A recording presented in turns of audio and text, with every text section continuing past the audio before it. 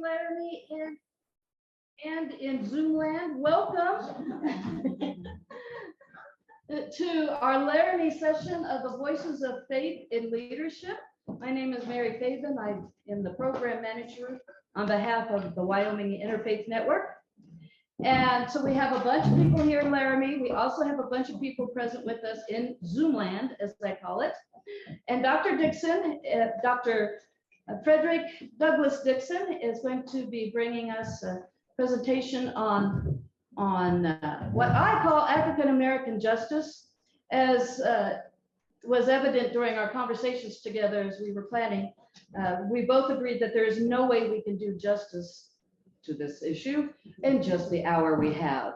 So, Dr. Dixon, if you are ready, we will be taking questions from Zoom on chat, as well as questions here in our building here. Dr. Dixon, would you like us to hold our questions to the end or as we go? Well, how about a little bit of both? A little bit of both. Because we're going to ask for participation, and for those at home, feel free to participate. In fact, we'd like to see the difference between the answers that those at home and those that are sitting here. All right. So All right. I think it'll be really good, and I want it to be as interactive as it can be. So feel free. I don't want this to seem as formal as it's seeming right now, but I'll explain to you all, this is a great place to be today. And for you all to be very interested in having this conversation, I commend you. And I think the world at this point is asking for things in rapid pace that sometimes we find ways of forgetting how important it is. And the part here, particularly for those who are here, that becomes important is that we always include that youngest generation. I was always taught that the youngest is the most important. And being a college professor, if that's what you want to call it, and being a social worker by trade, meaning working with young, the most at-risk populations in residential and alternative education situations, I have a unique way of looking at what service means. And for me, what service means is being able to share those, one of the things, being able to share those lessons from our elders, but being wise enough to understand that you can't share those lessons the same way you were taught those lessons in many ways. Right? I was taught to shut up and sit down. Many of us have probably had that same like backdrop as how you learn, and like working with young people, it's in those days are dead. You have to be able to explain to them in their own terms. That means a wise man told me, if you want to know what young people are thinking, pay attention to what they're listening to. So for me, as a hip hop fan, as a rap fan, like ultimately, I'm not attuned with this generation and what folks will say is mumble rap, but I have to be. But if I continue to think that what was written in '86 is still applicable without some sort of transformational understanding, then I've missed out. So with your permission, I'd like to begin. But before I go any further, I want to say a great thanks to my good friend, one of the best people on the planet. You know how folks say that when they get up in front of folks? No, seriously, we understand that folks will say things. I think it'd be better understood if you had a friend that's a lawyer. Anybody got a friend that's a lawyer? You ever notice how they talk to certain folks some ways, and you catch them in the middle of how they do it, and you look at it and you say to yourself, that's the mind of a lawyer.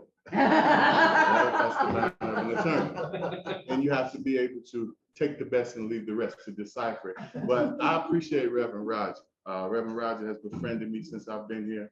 Time is moving forward, so I can't really remember how long it's been now, but always understanding of, and I think one of the things is, it's not just simply his understanding, it's the way he applies it. So I appreciate Reverend Roger, and I've been to his church, and in many ways, it's always good to be able to bear witness to certain things. What a population, what a congregation. And if you haven't gone, you got to see him for yourself. So I thank him. But if it's okay with you all, I think, besides the fact that we're a little bit late, and we can get started now. Yes. Yeah? Yep. All right, so we're off and running. And as you see, for those at home, you see this picture for everyone. That's a picture of a young Fredrick Douglass or an adult Fredrick Douglass. And if someone could, as we begin to work this together, tell me one thing you might know about Fredrick Douglass. Anybody? One of the first African Americans to write a book. Okay. Okay. All right. You know I'm a historian, right? Yeah. So That's why I was afraid. So I go back to 1986 in the rap congregation, right? During that time, Rakim, one of my favorite MCs, says, "No mistakes allowed." So that's how I approach history. I'm a second generation historian. So I'm an empiricist by trade. So I think that you made a great point. All right. Anything else about Fredrick Douglass, good people? He was a slave. He was a slave. Anything else about Fredrick Douglass? He was part of a historic legal case Tell us about it. About slavery. My details are fuzzy. You know, Okay. American history was too long ago and they don't teach enough of it correctly anyway. Well, you But- got that right. You made us all nervous now to answer. Yeah. This is not class, you all. So here's what I remember. He was a But I slave. will take you to school today. All right. Appreciate it. The law, his owner took him to a non-slavery state, which by the law of the state then made him free, made Fredrick Douglass free. But the slave owner took him back to the slave state, and the courts, whether he was What free you're or talking slave. about is the 1852 case. Yeah, Anybody know what case that is? 1852 and all the way to the United States Supreme Court. Yeah. Right? and even though legally he should have been free, the Supreme Court, That's not Fredrick Douglass. that's not Fredrick Not Douglass. Fredrick Douglass. Oh, so- But I'm gonna give He's everybody, correcting us. I'm gonna give everybody just a piece of this. Everybody get out your device. 1852 case.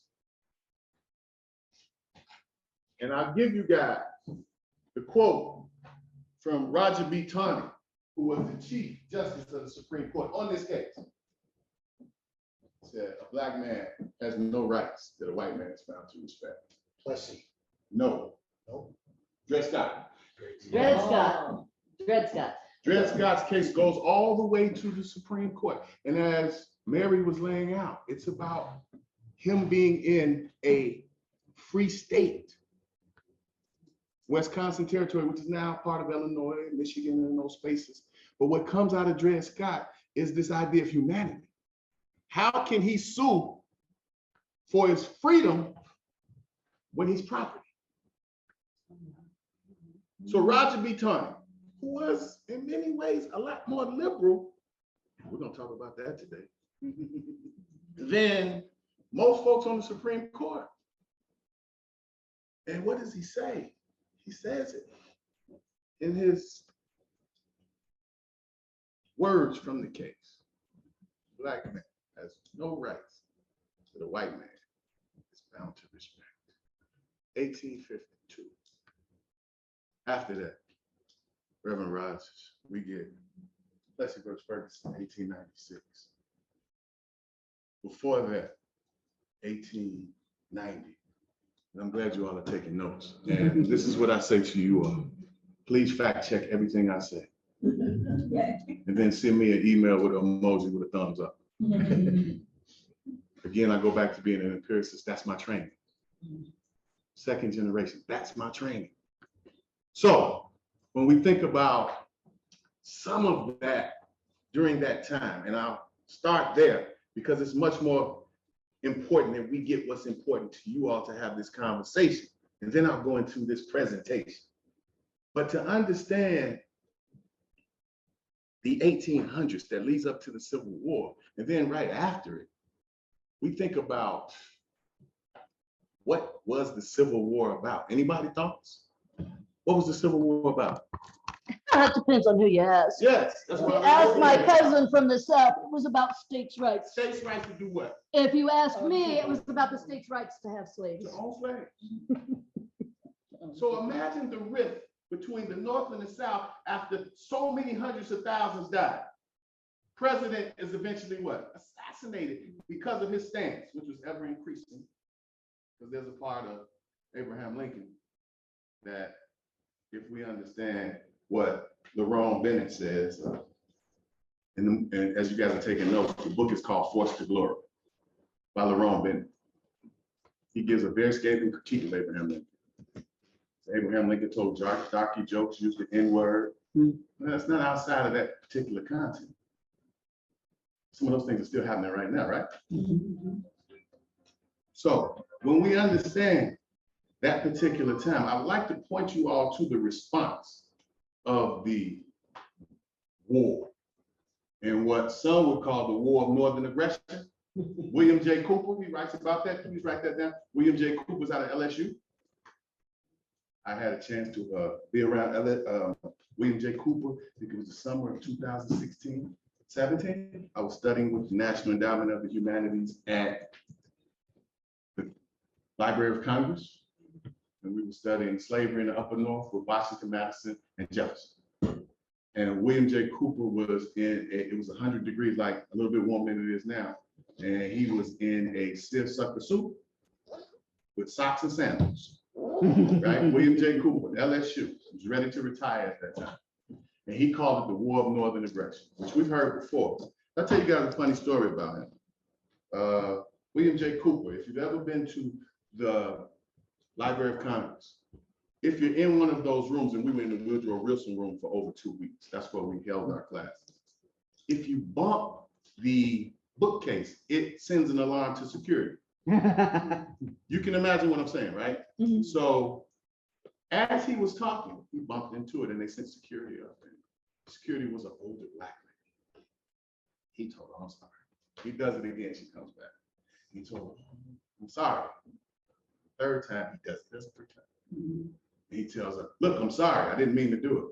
So I'm looking at this exchange between this formally educated person from Louisiana who really believes that this is the War of Northern Aggression, who has been taught from his earliest infancies how to deal with this black woman who I would get up and say, what do you need me to do, ma'am? She leaves. He does it again. They send guys up who looked like they were the offensive line for the University of Wyoming, and he straightened his ass up real quick. I'm so sorry. They say apologize to her. So when I think about those things that transformed that time, one thing that I want to share with you all is called the Mohonk Conference, M-O-H-O-N-K, the Mohonk Conference of 1890. There was one in 1891 as well, so there are two. But let's talk about the first one. The Mohonk Conference was the space where the North and the South was supposed to get together and work out their differences from the Civil War. 1890, how many years is that? From 1865, 25 years later. So many bitter feelings. Some would say mostly on the South side. That's not always true. But imagine the animosity. So it's in Lake Mohonk in New York, which in itself is really a big deal. Reverend Roger and I were just talking about baseball. A home game and a away game is much different. So for the North to host this conference was a big deal, which means they had a lot to do with making it happen. Guess who presided over this conference? Rutherford B. Hayes. Rutherford B. Hayes is known historically for what? Ending Reconstruction. Tilden-Hayes Agreement, 1876, the Compromise of 1877, when he removed the troops from the South, where we begin to see the rise of the American lynching movement. So he presides over that. And what comes of this conference is a question that was posed, asked, and answered before it was created. Isn't that ironic? Isn't that ironic? A question that was posed, asked, and answered before it was created. Now, somebody give me something that is ironic. Can somebody give me an example of something that's ironic? I see Reverend Roger thinking, real people. Anybody, something? Anybody at home, feel free to jump right on in too. Something that's ironic. Let's do it this way. Let's raise the stakes a little bit. Something that's oxymoronic.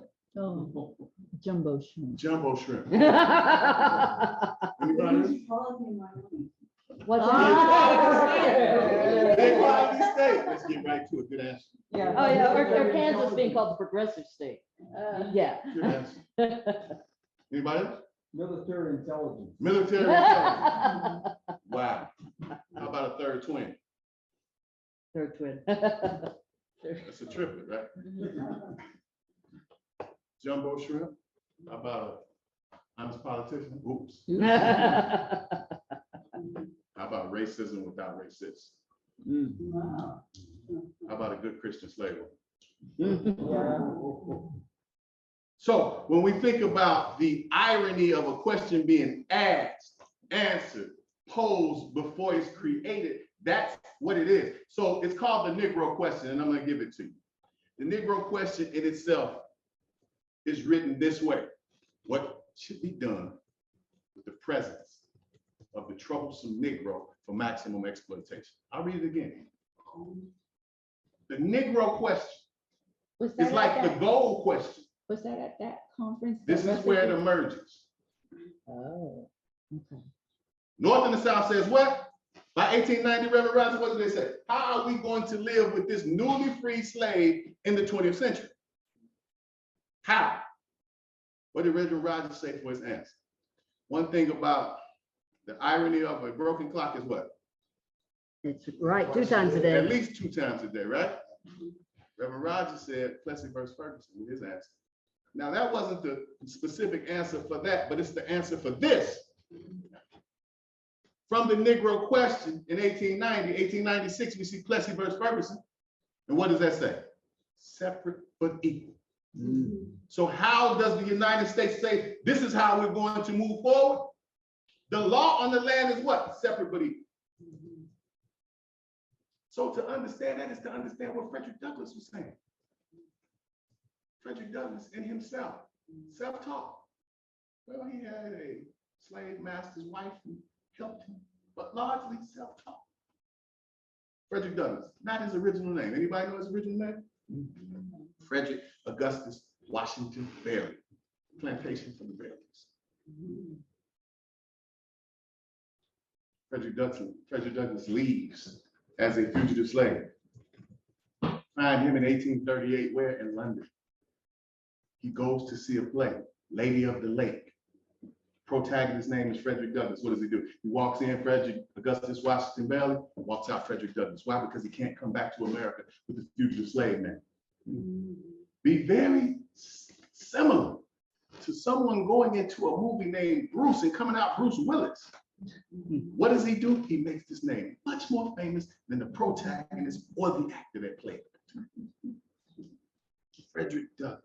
And what does he ask on the 4th of July, 1852, Rochester, New York, right around 3 o'clock, somewhat like 100 degrees? He said, what to the slave is the 4th of July? We just went past that, right? Last summer, this time, the Black Studies Center, we had a mini symposium that wanted to use Fredrick Douglass's thought, but not misuse Fredrick Douglass's thought. So it had to make sense contemporarily. So to change the understanding, we needed to change the reality. And to change the reality and understanding, we needed to change the title. So this thought that we had last year, what to the slaves' children is the 4th of July. So now when I think about Fredrick Douglass in this speech starts out by giving this loving applause to the founding fathers for their revolutionary ways to create their own space. And then as the speech goes on, he gives this scathing critique. Now, quote, he says, the feeling of the nation must be quickened. The conscience of the nation must be roused. The hypocrisy of the nation must be exposed. And crimes against God and man must be denounced. Go where you will, search where you may, and you will agree with me that for revolting barbarity and shameless hypocrisy, America reigns without a rival. So in obvious fashion, he reigns on the parade. Now, for many of you all, this is a part of my duty that I enjoy greatly. I was trained, so a lot of this stuff that you'll hear, it's not me, it's my father. But to understand, to go in certain spaces and disrupt is part of my training as well. So thinking about Fredrick Douglass, and he says this, it's easier to build strong children than to repair broken men. Is that profound? Well, that's what we all are right now.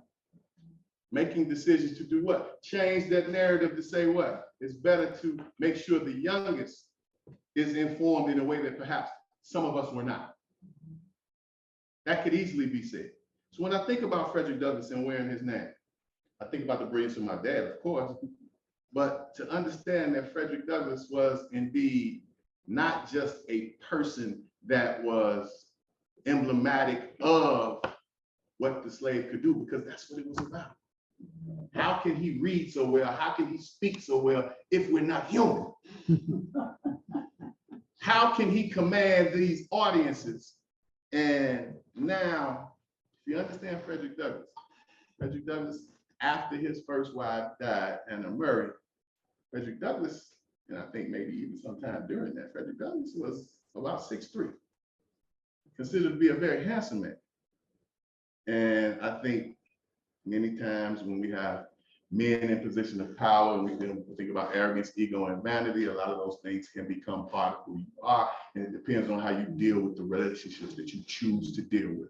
Fredrick Douglass was known to have gone to the Lyceum in Concord, Massachusetts, 3 different times to speak to the Women's Concord Society.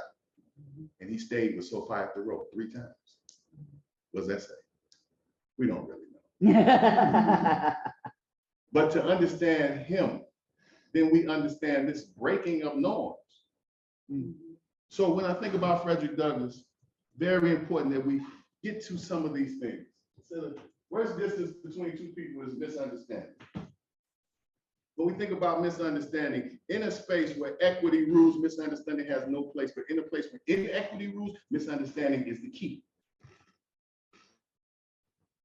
So if we can do this today, you all, and I'll try to hurry up, get through it, not in a way that's rushed, but I know I only have an hour. And I feel today like it might go just a little bit more because we started 8 minutes late. That's all right. All right, good. So here we are, you all. Be brave enough to do what? Start a conversation that matters. How about this? Even if you don't start a conversation, be open enough to understand the importance of the conversation. So I want to use this to say you all being here is great, but as we see, it's just not enough.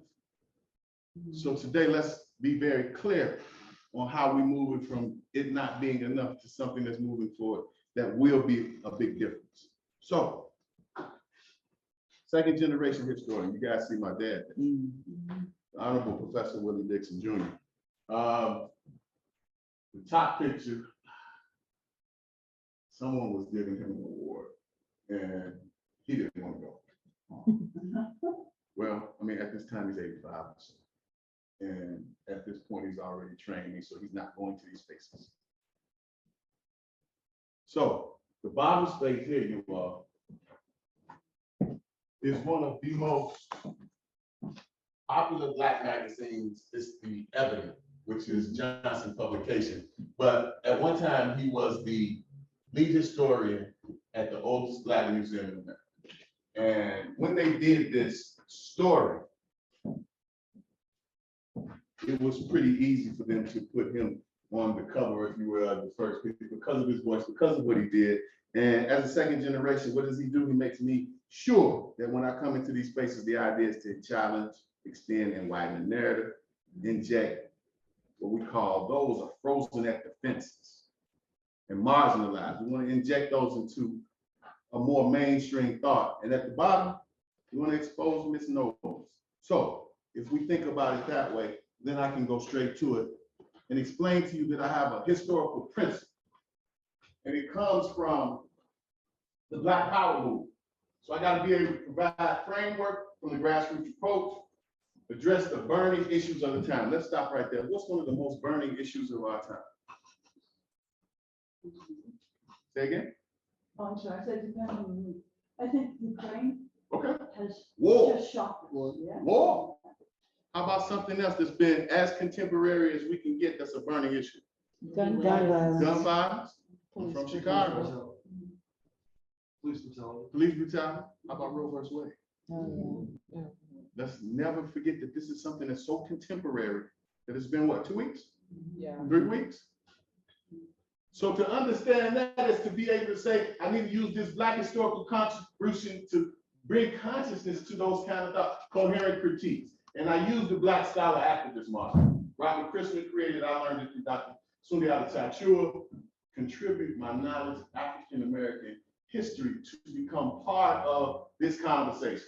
Talk about politics in a much more radical sense, social movement repertoires, and the fourth one is very important.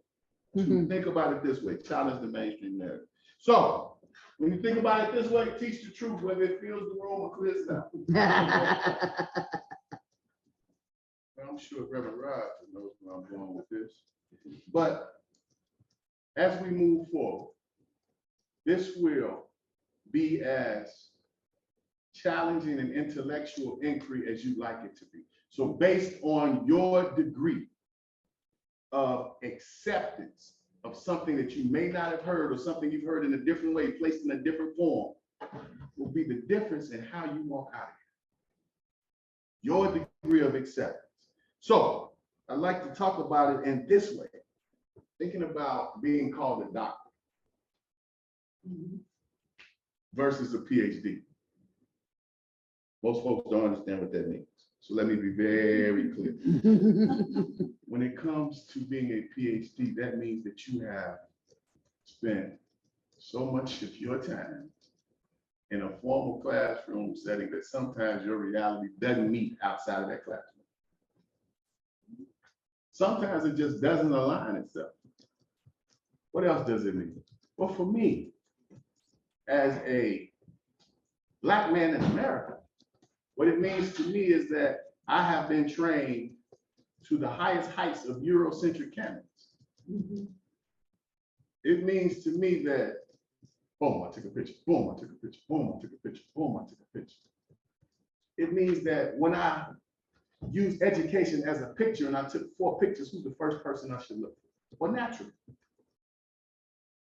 If you take a picture in a group, who's the first person you look for? Yourself. Normally, you look for yourself. What if you don't find yourself there? How about if you do find yourself there and it's painted in a deficit model in a negative light? Then you're forced to look to someone who's created this space that says they are the symbol of positivity. So thinking about telling the truth about a PhD or a doctor. What does a PhD say? It says that I've mastered in some field this persistent understanding of what other folks have said. Not the source, sometimes. So in education, we study doing. Is everybody familiar with doing? Why is that we're all familiar with doing? Do you see Dewey the power Decimal there? System. Do you see the power? That we all, and everybody never shake their head, oh, no, I didn't learn to do it. We all somewhere along were put to Dewey's test. And Dewey's only given us his dissertation and his thesis about what he learned.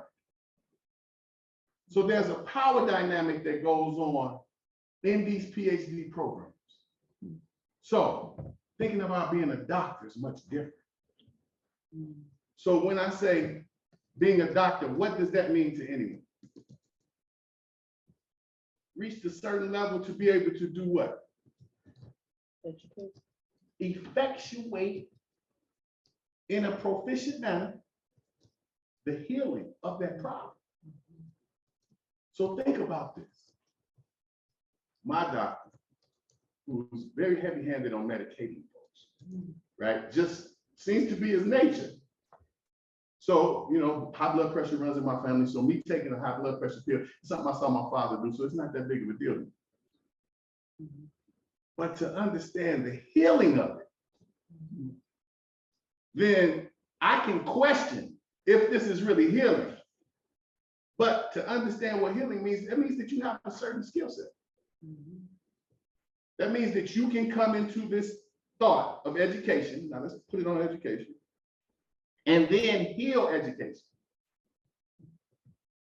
education and indeed needs healing. There's no better way to say, look out that window and across the street is a sickness.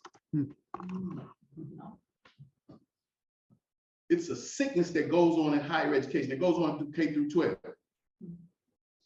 And you being lettered by that same group is not going to directly be a part of the solution. It's impossible.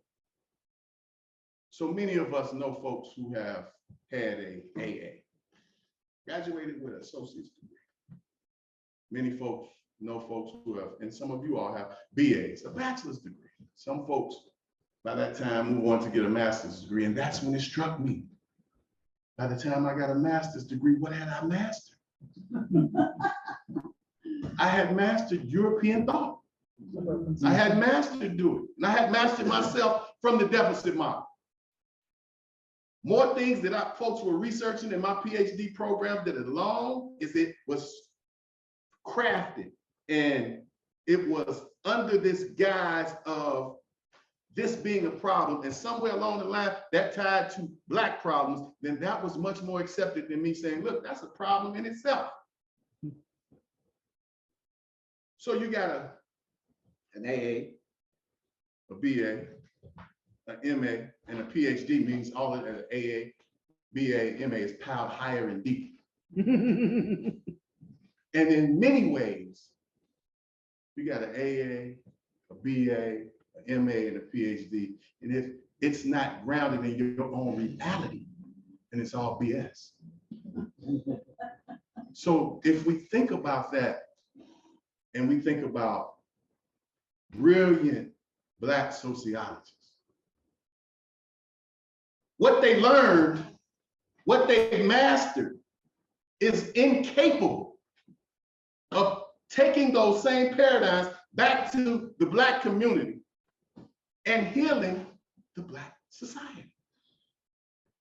What about those folks who are Black psychologists, brilliant Black psychologists? What they learned and the way they learned it is incapable of having a result that would challenge the mainstream narrative from the university. In fact, by the time the Black psyche has received a PhD, they are more willing tools that are at odds with the needs of their community. So understanding the difference between a PhD and a doctor is very important. So Harold Cruz talks about the crisis of the Negro intellectual. You might want to write that down. That's a great book. Crisis of the Negro intellectual. Well, today it needs to make more sense. So today, for me, as one who has been trained, it's more important for me to say the failure of the Negro intellectual.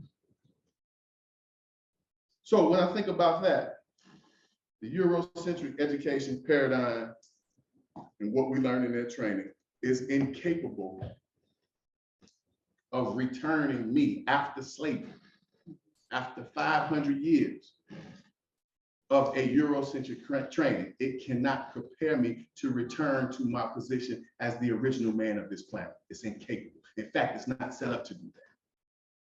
So when I think about that and telling the truth, then I know Reverend, I just heard this before. I want to go to what a wise man, one of my greatest mentors, told me. He said,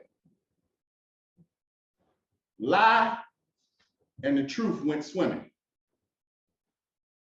The lie and the truth went swimming. And as they both were swimming, lie jumps out the pool, puts on the truth clothes, and leaves and runs out of the building.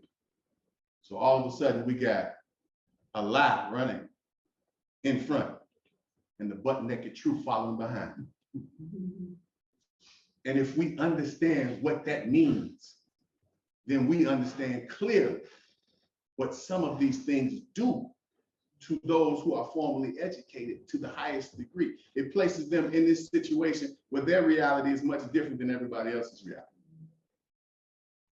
So thinking about butt-naked truth chasing down lie just to get his clothes back, let me say this.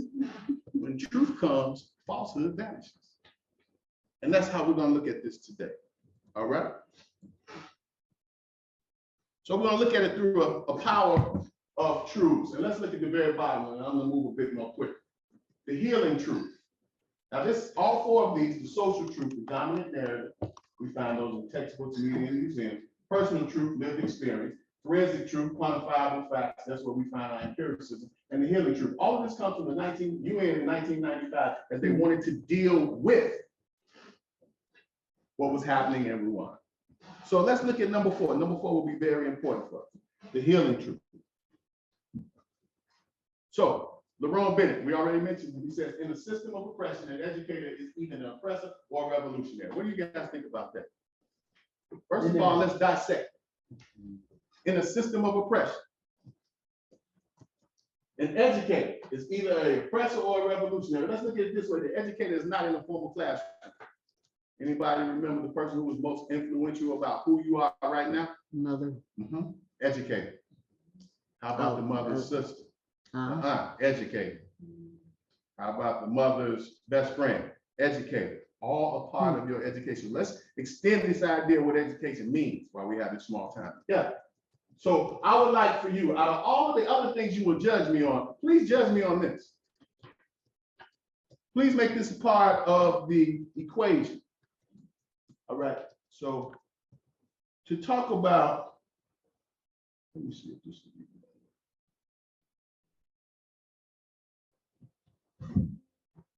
Can you all hear? Because if you know the history of the whole concept of whiteness, if you know the history of the whole concept of the white race, where it came from and for what reason, you know that it was a trick and it's worked brilliantly. See, prior to the mid to late 1600s in the colonies of what would become the United States, there was no such thing as the white race. Those of us of European descent do not refer to ourselves by that term really ever before. In fact, in the old countries of Europe, we had spent most of our time killing each other. We didn't love each other. We weren't one big happy family. The side of my family that comes from Scotland, hell, they didn't even worry about fighting people outside Scotland. Highlanders and Lowlanders just fought the hell out of each other. So there was no white race, but in the colonies of what would become the United States, what did we see in the 1660s, 1670s? We began to see that Africans of indentured servant status, many of them not enslaved yet, they were not necessarily permanently enslaved. Some were, others were indentured like many poor Europeans for periods of 7 to 11 years. They could work off their indenture and then it would be free labor technically. Realized, as did the white indentured servants, the Europeans who hadn't even been called white yet, that they had a lot of things in common, like the fact that they were all getting their crop cleaned by the elites. And so they would get together, more than our history books taught us, to foment rebellion against the elite to try to get a better deal for themselves on the basis of economic necessity and economic justice. And what did the elite do? When you see that you're outnumbered by black and white folks who are penniless, landless, peasants, you have to do one of two things. You either have to kill them all, but you can't do that because who's going to work? Rich folks weren't going to. They had to get poor people to work. The whole point was to be a person of leisure back in those days. That was the goal, was not to work. So you couldn't kill them all. You didn't want to kill them all. You had to do the work yourself, not to build your own levee, build your own house. No, pick your own tobacco, harvest your own cotton. No, we're not going to do any of that. So you can't kill them, but you can co-opt them. And so the elite in Virginia, for example, the colony, begins to give certain carrots to people of European descent, saying things like, you know, we're going to let you own a little land, not much, just a little. And we're going to get rid of indentured servitude. Now you're free labor. And by the way, once you're free labor, you get 50 acres of land. Just because you're free labor. So we're going to cut you in on this deal. We're going to let you enter into contracts. We're going to let you testify in court. And here's the best of all, we're going to put you on the slave to keep those people involved. Right? The idea was you're still going to get your crop clean. We still don't like you. We still aren't going to really empower you or change your economic subordination. But we're going to make you honorary members of this team, and you're going to help us keep those other people down. So they got a little taste of power, and it did effectively divide and conquer those coalitions. Those rebellions began to stop almost instantly. Fast forward to the Civil War era, you have rich white folks in the South, where I come from, standing up and openly admitting that the reason they're prepared to secede from the Union, and the only reason they ever articulated publicly, ever, was to maintain and extend slavery and white supremacy not only where it already existed, but into the newly acquired, that is to say, stolen territories from Mexico to the west. That was what they said. Now we lie about it. We said it wasn't about slavery. It was about states' rights. Yes, the right of the states to keep and maintain slaves, exactly. But back then they had no shame, so they didn't try and cover it up. They openly said it, but once again, the rich didn't want to go do the work. Are you kidding? No. They're going to get poor people to go fight for them. And the poor folks didn't even own slaves. Now think, how do you get poor people who don't even own the shirt on their back, let alone slaves, to go fight to keep your slaves for you? You got to convince them that their skin is more important than their economic interest. Because think about it, if I am a farmer who has to charge you $1 a day or $2 a week to work on your farm and harvest that tobacco or pick that cotton, but you can get a black person to do it for free because you own them, who's going to get the job? Not me. In other words, slavery actually undermined the wages and the wage-based economic floor of the typical white working class or low-income person. But they were told, you're free to do your job. No, that's your job. That's the point. And so at some level, again, working class white people being harmed by white privilege, relatively being advantaged, right? Being given a leg up, being given a membership to the club, but in absolute terms being kept economically subordinated by the very thing that gave them a sense of superiority. How's that for honor? Then in the present era, this hasn't stopped. This is not ancient history. Now we have people running around insisting that we should close the border with Mexico because if we don't, the wages of working class people will continue to fall. The implication being that the only reason workers are paid like crap in this country is because the border is open. But if you believe that, you would actually have to believe that if that border were closed, that all these owners of capital and industry would just say, oh, well, you figured this out. Here, it's a raise. Do we really believe that the only thing keeping bosses from paying people more is the presence of low-wage, medium, semi-skilled labor from south of this artificial border? Is that really what we believe? We know that if that border is closed, it isn't going to be closed to capital. It isn't going to be closed to goods. If you have a border that can be crossed by capital looking for the highest return on investment or goods looking for the highest price, but labor is chained to its country of origin, how is that going to work to the benefit of working people? By definition, it doesn't. By definition, it immiserates the working class. Divide and conquer. But the best example of all, perhaps, in the contemporary era, in the greater New Orleans area after Katrina. Here you have two communities that were the most hard hit. Lower Ninth Ward, mostly black community, 94% African American, about 40% official poverty rate, heavy working class community. And right across the canal, St. Bernard Parish, Chalmette, 95% white, also working class, high levels of poverty, economically very similar. And at the end of the day, in those first few days of September 2005, more similar than they probably would have realized. Because when those levees broke, they all got their stuff jacked. They all got their stuff destroyed. But if you would ask white folks in Chalmette, and I've done it, who was the cause of the problems in that greater New Orleans area prior to that flooding, they would have pointed across that canal at those black folks, wouldn't have called them black folks, and would have said there. That's the problem. 70% of the white folks in St. Bernard Parish voted for David Duke, white supremacist neo-Nazi, former head of the largest Ku Klux Klan group in the United States when he ran for governor in 1991. 7 out of 10 gladly voted for him because he was blaming black folks for all of their problems, and they bought it. What's the irony? The irony is, while they were blaming black people for their problems, while they were blaming black people for the conditions of the greater New Orleans area in which they lived, nobody was paying attention, least of all they, to the fact that these white elite politicians, either in Baton Rouge or in Washington, whose job it was to secure those levees, to make sure that levy funds were spent in the proper way, that they were spent at all, those mostly white and mostly elite politicians did nothing. At the end of the day, it wasn't just the black folks in the lower ninth ward they didn't care about. They really couldn't have given a rat's ass about those poor and working class white folks either. And yet, when the people of Chalmette, people of St. Bernard Parish got back into session, first time they had a city council meeting, parish council meeting after the flooding, the lights aren't even on yet. The water isn't even hooked up. And the first order of business was to pass an ordinance saying that you couldn't rent property in St. Bernard Parish to anyone who wasn't a blood relative.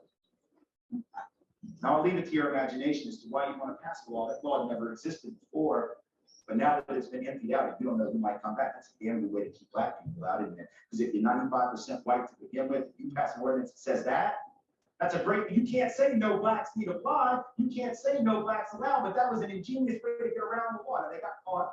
There was a lawsuit threat and they got rid of the ordinance. But my point in bringing it up is to say, once again, divide and conquer is working. These white folks in Chalmette need to march across that canal and join hands with the black folks who've been sitting there more than willing to work with them for an awful long time and march on Baton Rouge and march on DC and march on the Corps of Engineers and recognize their commonality of interest. But the whiteness and the lure of whiteness has tricked these have nothing in their bank account white people into believing that they got more in common with the rich white folks on St. Charles Avenue that didn't lose anything in that flooding than they have in common with the black working class folks who live about 500 yards from them. Who was that speaker? Tim Wise. So Tim Wise, an internet sensation. What's one thing that came to mind when you heard him? He took us and used the timeline, chronological timeline. We talked about slavery, we talked about, and he ended up with Katrina. So does anybody remember anything that stuck out? One thing that stuck out? Like this was created. Okay, okay. He laid that out. It was used to keep whites and blacks in separate, Poor, to keep them poor. who were rebelling against the elite. And it's still used that way today. Absolutely. Blueprint. One of the main points I heard is that black people get blamed. Okay, For And that's everything. what problems in Washington DC Okay. connected to. okay. So Tim Wise, who gives us a very poignant, very scholarly, very down-to-earth critique. He says it in a way that's engaging. So what becomes important about Tim Wise and why he becomes an internet sensation is because Tim Wise is speaking to a group of people. That means all those who come in contact with what he does, he's speaking from a position of authority as a white man. That's the hook. The hook is that if I got up and said the exact same thing, the same way, at the same space, a little different time, it was absorbed and internalized much differently. What does he say here? Whiteness is initially constructed as a form of racial identity. There's a book. I can't remember the name of the author, but the title should do it for you. It's called White on Arrival. It's about the Italian struggle in the city of Chicago. White on Arrival. Evolved into a form of property. So those who were not white men couldn't own property. Ladies, that's you too. So it's a class, it's a race, and it's a gender way of looking at it, right? Historically and presently acknowledged and protected by American law. So it's also legislature. Following the period of slavery and conquest, whiteness became the basis for racialized privilege. Whites as citizens, blacks as others. What does others mean? Everything Lesser. other than citizen. What does that mean? Animal? What does that mean? Dehumanization? That means property, absolutely. That means when the police pull over one of these young football players in the summertime, what is he thinking? What has he been trained to think? What if this young man is much bigger than him? Danger, What if he just gets out the car and not compliant? What? danger. Shoot him. Up Set until him. then, from microaggressions all the way through death. Now, let me stop it here. It would make no sense if I can't ask you this question. All of you who are white people in America have to have some common understanding about why your brother, your sister, your friend, your neighbor, your cousin, your aunt, your nephew, your niece would approach others in this way. All behaviors are learned, correct? So as we explain this, how do you deal directly with you seeing an unarmed person being killed? Can someone please let this be more than just a presentation? And give me your thoughts. How do you feel when you saw Derek Chauvin with his knee on George Floyd's neck. I wanted to throw up.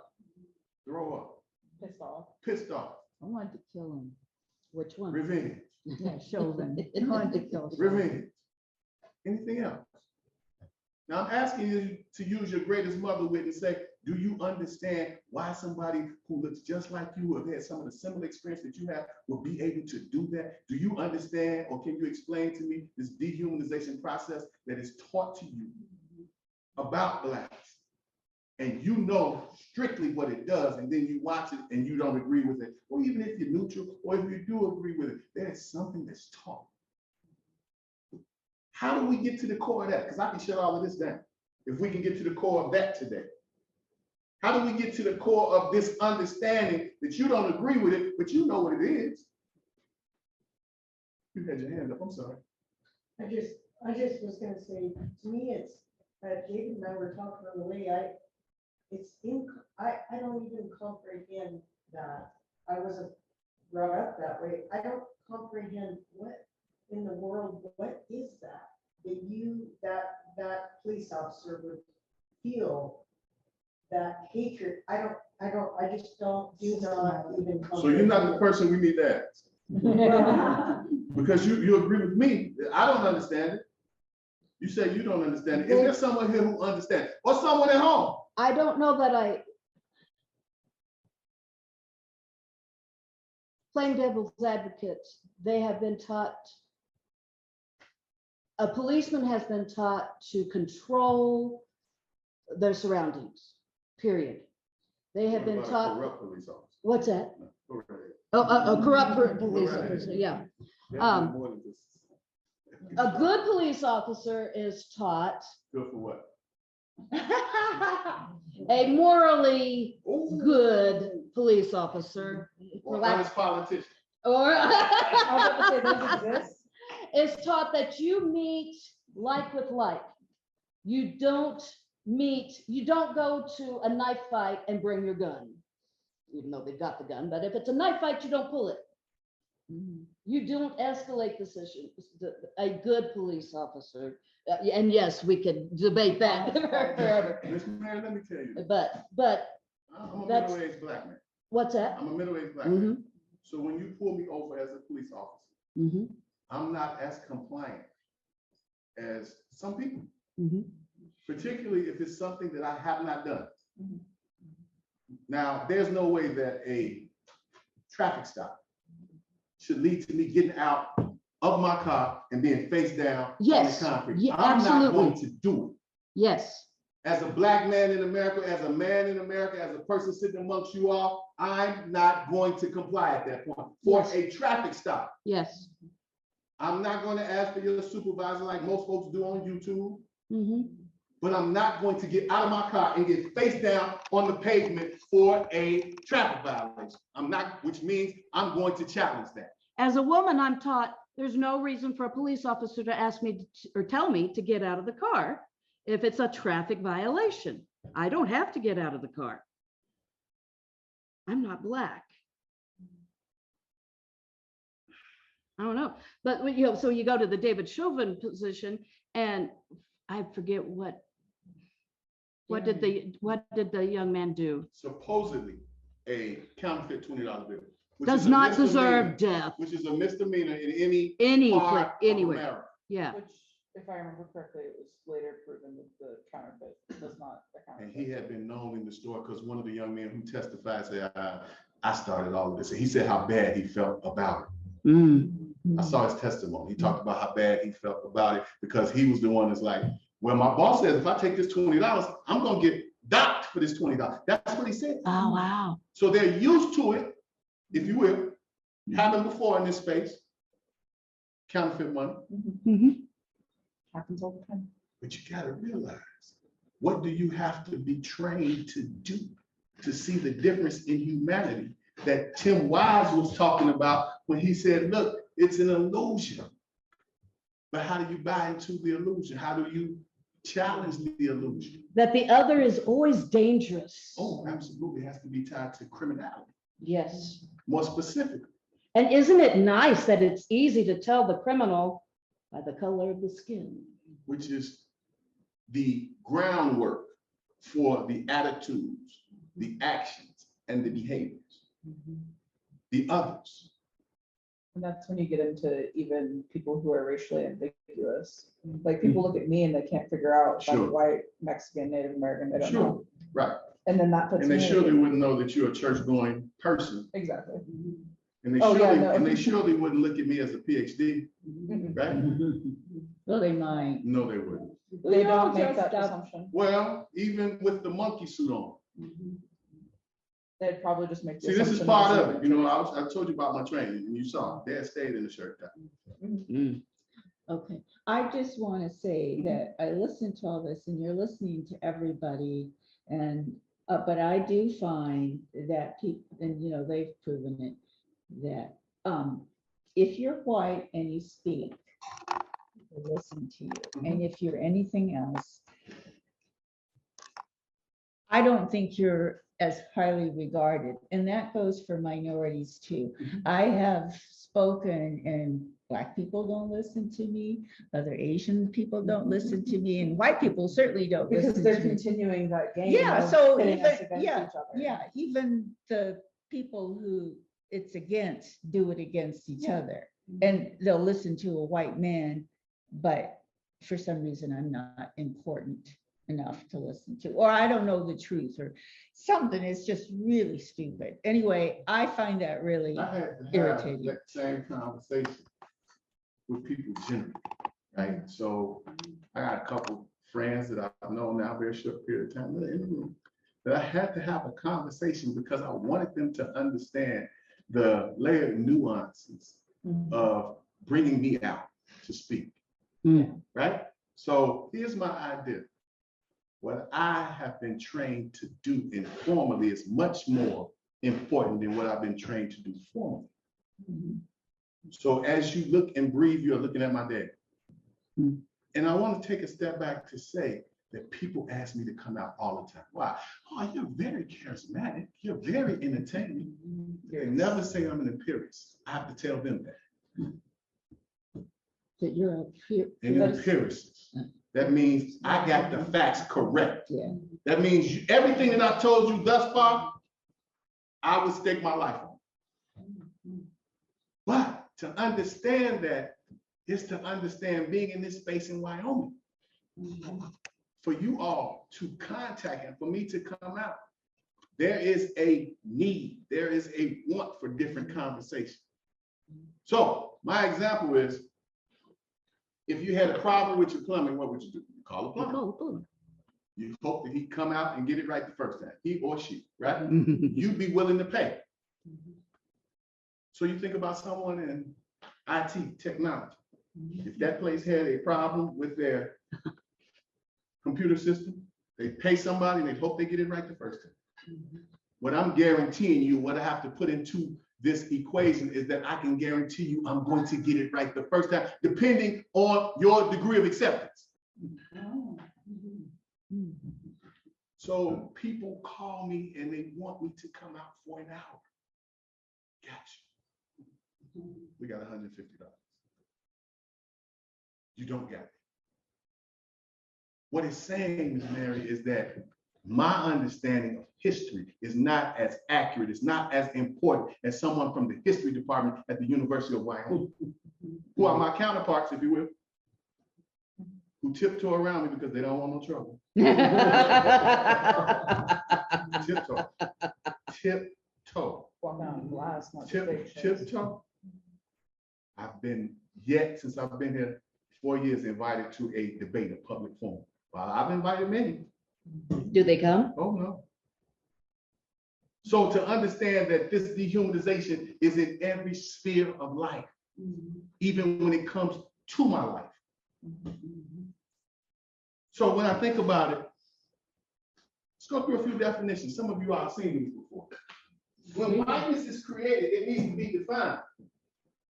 Free from blemish, without sin, morally and spiritually pure, spotless, innocent, free from evil intent, harmless, notions of racial superiority. And look at the bottom. Look at the bottom. This is a Webster definition from the 1950s. So I always tie this into the civil rights movement. This is what they were fighting against. This dehumanization. How about this? Black. What does it say first? Opposite of white. Covered in darkness, having no light. I was always taught out of the darkness came the light. What does that mean? Scientifically speaking, what does out of the darkness comes the light? What does that mean? Well, there was light. There was the dark. Soiled, dirty, evil, wicked, harmful, disgraceful, sorrow, suffering, sad, dismal, gloomy, sullen, angry, without hope, a villain. So if we're thinking about how the concretized thoughts are embedded into the common person's mind, not the elite, then we think about formal education. How many of you all have ever had a teacher or someone that you knew that said, well, you can't define it and use it in a sentence? Don't use the word. That was my mom. You can't define it, you can't spell it and use it in a sentence. You got to figure it out. There was a young time when I was a much younger professor, and from Chicago, and I lived in the community where I was teaching. I would make all my students bring a dictionary to class. And they couldn't get in without it. And I caught hell around an education institution, telling them that they had to bring a dictionary. I caught hell from the administration. You can't make them bring a dictionary. I wouldn't say that to folks if I were you, but to understand the power of definitions. How do you define freedom? Can someone give me their thought? Reverend Rogers, I've been talking about you a lot, but I haven't. How do you define freedom, Reverend Rogers? The ability to live the way you choose to live. Okay. Self-determination. Self-determination. Anybody else? How would you define freedom? Everyone being able to live their life the way they want to. Very similar to Reverend Rogers. Anybody else before we move forward? Do you have to put it in there without harm to other people? We don't have to. I mean, but the But thing should is you, isn't it? yeah, I mean, Well, now you're getting into the morals. of it, okay. so- all I right. appreciate it. I didn't know your name, but I appreciate it. So I appreciate it. Anybody else? Go right ahead. Yeah, something like that. You know the truth and the truth will make you free. Okay. That's written somewhere, isn't it, Reverend Rogers? Okay. So for me, there's a connection between freedom and truth. You know Okay. that? And so, Okay. So this idea of defining, it's a power dynamic. If I can define it, I can craft it, I can control the narrative. Think about victimology. It's the first thing you think when you hear that. If we're going to define it, what's the first thing you think when you hear that term, victimology? Somebody who's been affected by a crime. Okay. All right. Well, now I'm beginning to think it's the justice system because you're always, oh, the guy shot up 50 people because he, suffered. Took him in the handcuffs, didn't it? Yeah. Not a hair harm on his head, was it? Yeah, so. How about January 6th, huh? Mm-hmm. Well, Huh? walking How about around January like 6th? Yeah, most of those folks have accumulated misdemeanor. No jail time, right? Most of them would define what they did that day as exercising their freedom. What else did they define it as? Heroin. Raj? Somebody said it was a tour. A tour. Somebody said it was a tour. They defined. So the power to define. Thank you all. The power to define. The power to define. So when we think about this image of blackness and whiteness, and let's think about us in a class sense and this idea of imperialist capitalism. Peso. This is an advertisement. Peso says, what will it do? It'll watch the black offering. These are actual advertisements of the early 20th century. What is ruling the earliest 20th century? Plessy versus Ferguson. The eugenics movement. Anybody familiar with the eugenics movement? Scientists have jumped in the arena and said what? Some folks should and some folks should not what? Breed. Racism is scientific. So we see that pop up again with Hitler and what he does on the world stage. But this is what's defining the 20th century. So thinking about pesto, how about this one? Watermelon corn. It may seem sensationalized to you, but these were things that folks were using to advertise their products. Going back to the definition, going back to this dehumanization process. So imagine someone who would, at one point, before they saw this advertisement, but after they saw this advertisement, change their minds on making a purchase.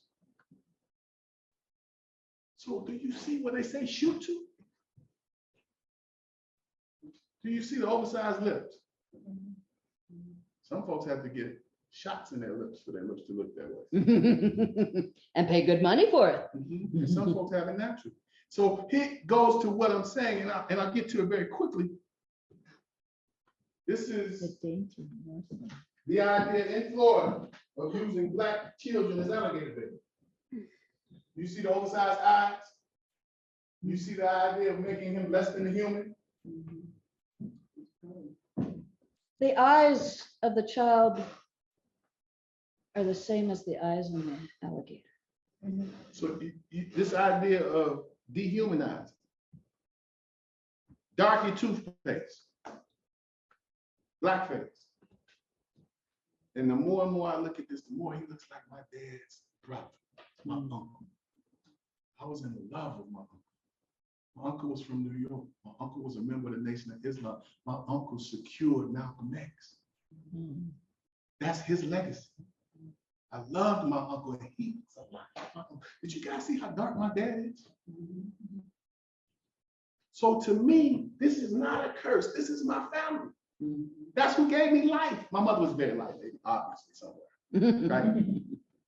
And opposites do attract, don't they? Right? So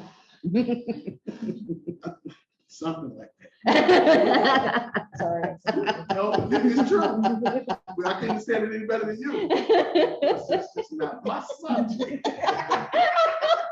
So to look at this space and to see that, and for us to talk about racism as it was and not as it is a mistake. This is how we get to where we are now. So when we think about blackface, why is it making a return? Power of learned behaviors. How about this group, you all? The group on the left is from Colorado State. I think that was 2019. And the other group on the right is from University of Oklahoma. I think it was the same year or right after George Floyd 2020. Yeah, I remember this. I got a very close friend, Emmanuel Dill, like a younger brother than me. He's an assistant coach at the University of Oklahoma. He's a basketball coach. He doesn't see any of this. He told me, no, I didn't see it. No, you got it all wrong. No. I sent him the picture. He's like, I haven't heard from him since. I'm being a little facetious here. But how about this? Now let me ask you again, because we've almost gotten there. If either one of these were your children, say your niece, your nephew, maybe even your grandchild, what would you do? Is anybody care to share what you would do? What would be your? I'd show up on his doorstep and haul him home and restart from kindergarten or before. Okay. Because I did something wrong. Okay.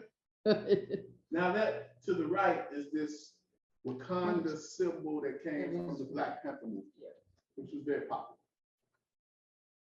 So what happened at CSU, they didn't punish. What happened at the University of Wyoming? Oh, I don't see. It could. Let me stop right there. What do you think would happen at the University of Wyoming? Probably nothing. They'd just be like, oh, they were just having fun. What does that say? Goes back to the question I asked you about this killing of George Floyd. Like, what is the training that goes on when we talk about white supremacy that allows for folks to be upset about it, particularly white people to be upset and know that it's incorrect? But you have this common training, this common understanding, which creates common heroes, common villains, common understanding of what? Like-mindedness. So when I think about this, it's the power of learned behaviors. How early does it take to train someone like this? Well, Mariah Stewart says since their earliest infancy. So where does it take place? At the dinner table? Yeah. Riding in the car. Where else would it take place, Reverend Roger? Church. In the pulpit, in the classroom, jokes, humor. Satire. Every institution in our society. And they all play off each other and all as important as the next.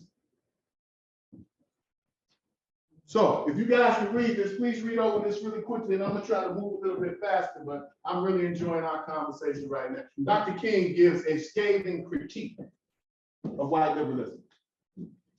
This is right before the I Have a Dream speech. So if you don't understand Dr. King's radical nature, even before he says, I have a dream, please read his words. You want me to read it out loud? That'd be Special even force. better. I said I wasn't gonna say that. Go right ahead, Miss Mary. From Dr. Martin Luther King Jr. I have been gravely disappointed with the white moderate.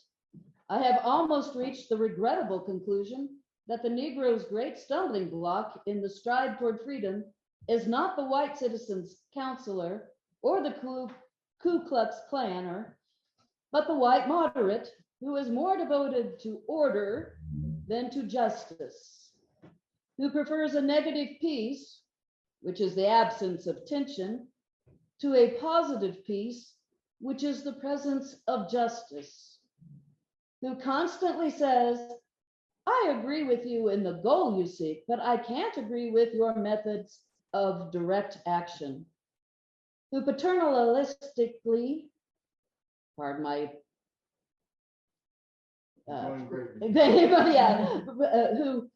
who paternalistically feels he can set the timetable for another man's freedom, who lives by the myth of time, and who constantly advises the Negro to wait until a more convenient season. And folks were very comfortable with Dr. King. Not this Dr. King. Yeah. Yeah. They're comfortable with their. They're comfortable with I have a dream, Dr. King. But you gotta know Dr. King's family. Daddy King was a radical. And his grandfather, AD, who his brother's named after, was a radical. It is known that as early as his grandfather, before Martin Luther King was born, those clandestine intelligence agencies were following his grandfather.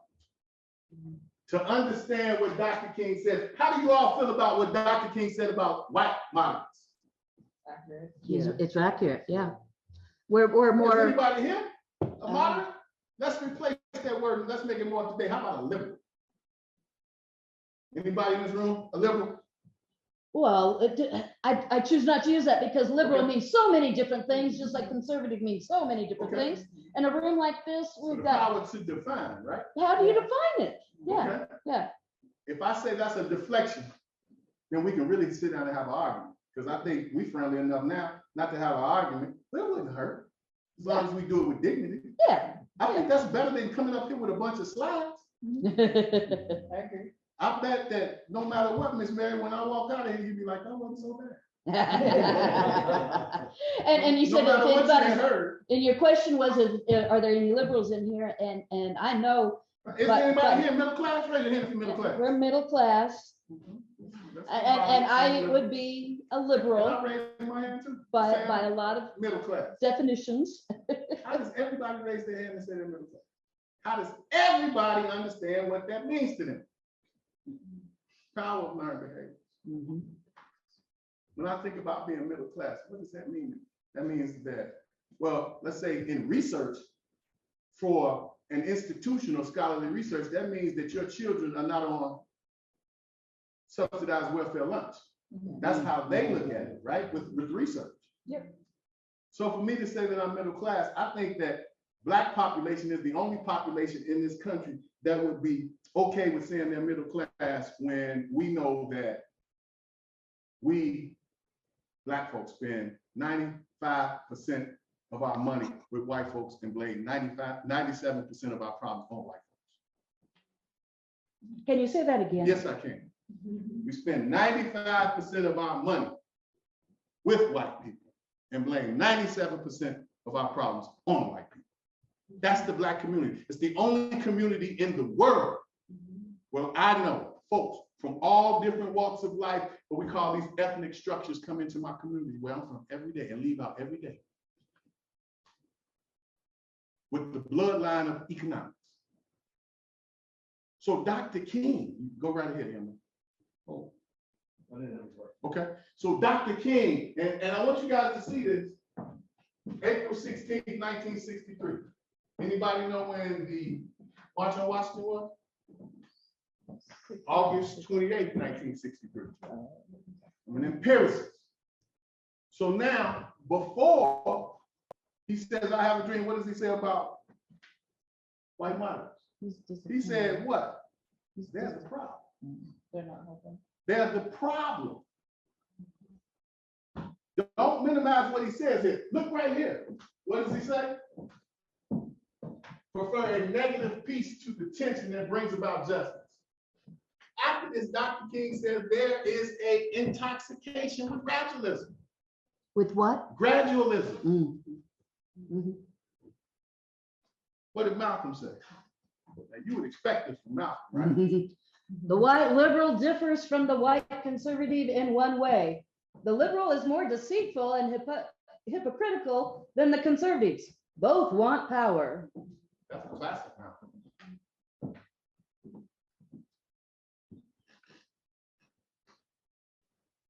Healing truth from Malcolm. There can be no black-white unity until there's first some black unity. We cannot think of unifying with others until after we are first unified amongst ourselves. We cannot think of being acceptable to others until we have first proven acceptable to ourselves. I got a good friend. He came out here for 2 weeks. His name is Colin King. He has a mobile museum. And he's come up with this term that we're fleshing out, but it is receiving a whole lot of attention. He calls it white absurdity. And what he says is it's a social construct based on a lie. But white superiority is what he's saying. And if white superiority in itself as a paradigm, as a theory, as a way to theorize, then it's based on this idea that because you have a lack of melanin versus the rest of the population that you're superior. That in itself is a lie. What else he's going to say? It's pathological and it brings about a white imagination. It's both subtle and overt. Creates unjust laws. The idea of having to consider race as an intellectual or social barrier makes excuses for the inexcusable. What's inexcusable? What's inexcusable is that they're chosen in the middle of the street in the daytime. I have to tell you all, I probably would have died that day because I wouldn't have let that happen. Oh, you mean? as an Oh, You would have observer. interfered in some You would way. have Without interfered. question. Yeah. Without question. But- And then the next young man, the police officer out of New York, said that he never put a chokehold on Eric Garner. What did Eric Garner tell him? What did Derek Chauvin, what did George Floyd say? What did they both say? I Can't breathe. So the young man in the middle said, under oath, I never put a chokehold on. And does everybody know who the young man is to the far to the left? Young man far to the left is Dylan Ruth. Dylan Ruth walked into Mother Emanuel Church in Charleston, South Carolina, the oldest black church, the Church of Denmark, BC, and did what? Shot 9 and lived 1 to 10. And how was he approached? How was he apprehended? It is said, and I have no proof of this, that those police officers, when they arrested him, took him to Burger King. What about the young man in Highland Park? If you guys know anything about Chicago, it doesn't get any more affluent than Highland Park. Highland Park is on the North Shore, so when you look out those windows, there's Lake Michigan. It's beautiful now, but in the wintertime, all those windows will be ready to crack. But did you see how they arrested the young man? Without incident is what they said. Okay? So does patriotism equate racism? We talked about the burning issues of the time, didn't we? Did I lay it out as the burning issue of the time? Black scholar activist model. What did we say? Racial ideas suspend reality, retort history, including individual history. Is removing Southern statues and war memorials, is that erasing history? No. Can someone feel free? I think it kind of is. Say it again. I kind of have been thinking about that, like, happened, this is, I think it kind of is. Okay. In a way, it isn't erasing the history, because we know the history, but is it gonna erase history if we take those statues away? I don't think so. Ugly as it is, it's not gonna erase it, if we take some of those away. Well, you know, the thing is that with Fredrick, if I view it, I would view it as a shame on America that this happened. First, you know, just like in South Korea, they have these women like mannequins on the buses, and they're the comfort women, and it's to remind everybody of what Japan did to the Korean women. Okay. So it's a shame. Okay. Okay. So are you saying like you would see like a Robert E. Lee statue as acknowledging our shame? Yeah, I mean, but nobody's gonna, in the South certainly is not gonna see it as that, You know, but they maybe would not see in the the North. Robert E. They- Lee statue it's as a something great, great, yeah, acknowledging a great hero. yeah, Where to me, this is It's just- lifting up a traitor to yeah, this country. yeah. Okay. Remember too, the statues weren't put up after the Civil War. They No. were put up after. In the 40s and the 50s. Yeah. Jim Crow laws. Jim Crow laws, The yeah. purpose of the monuments was to erase history. Absolutely. Oh, Just to make them It's appear. to as tell if- a different narrative. That, yeah, Robert E. Lee and those, The War of Northern Aggression, Yeah. William J. Cooper, we talked about it. that they're great heroes. No, they led the war to protect slaves, to protect slavery. You had your hand up. I'm sorry. Well, it is erasing history, because as we said, it's erasing the history of the 30s and the 40s, where they put these up to show how great the Southern attempts were to fight the Civil War. Absolutely. Absolutely. Go right ahead. To me, it's about the purpose. The purpose of a statue is to honor something and show respect for it. The purpose, if the purpose is to learn history, we do that through books and museums and things like that. And if you pull in all the points of view, that's how you get to the truth. And that's what we can do with books and museums that you can't do with a statue. Okay. So to me, taking down a statue is not erasing history. Do you see how we differ? Do you know how we differ? Because museums themselves have been notorious in erasing history. Oh, yeah. Right? Uh-huh. They're in the business of, They have the potential to. but they do. They absolutely do. They absolutely do. So about So, Native Americans in the museum Yeah, industry. there's. Our entire peoples have been. I absolutely. think of, I don't know which politician said it, but the one who said there wasn't anything here before the whites came. I think more than one person said that. Yeah, I was about to say. I In could one way or probably another, cite yes, a but few people. recently some politicians said that. And even me not being a historian, even I knew the lie that statement was. Sure. But there are people who hear that and And agree think. with it. And believe it. Yeah. Yeah. Well, how much other stuff were they taught before they were taught to believe that? Exactly. Yeah. So, make America great. I just vomited a little. And I bet we have just. Slogan, make America great again, is a phrase whose great was widely heard as white. Yes, yes. My question was, as the oppressed population, when was America great? Was it during slavery? Was it during Reconstruction? Was it during the American lynching movement?